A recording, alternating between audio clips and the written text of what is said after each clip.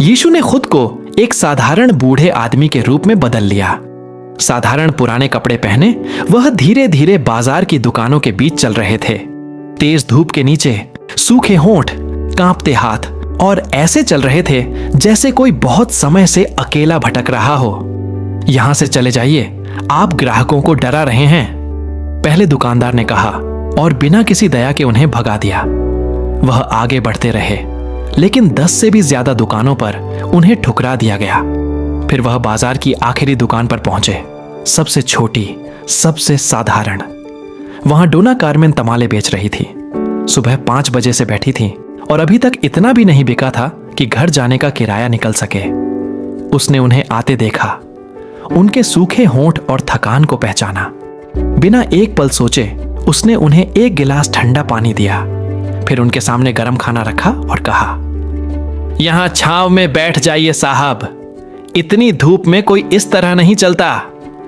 बूढ़े आदमी ने धीरे धीरे खाना खाया, फिर उन्होंने उसकी ओर देखा, ऐसी आंखों से जिनमें एक अनोखी शांति थी जो इस दुनिया की नहीं लगती थी।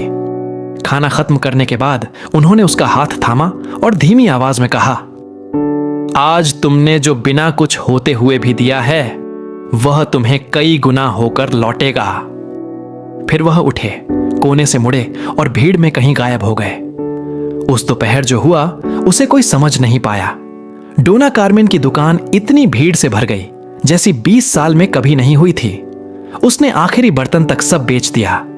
आसपास की दुकानों में लगभग कुछ भी नहीं बिका।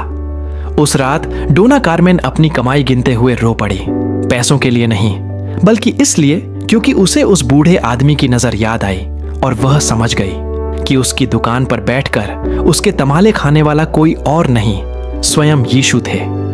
यीशु कभी शानो शौकत में नहीं आते। वे आते हैं भूखे प्यासे साधारण कपड़ों में और हमेशा के लिए आशीर्वाद देते हैं उस हाथ को जो बिना कुछ पूछे मदद करता है।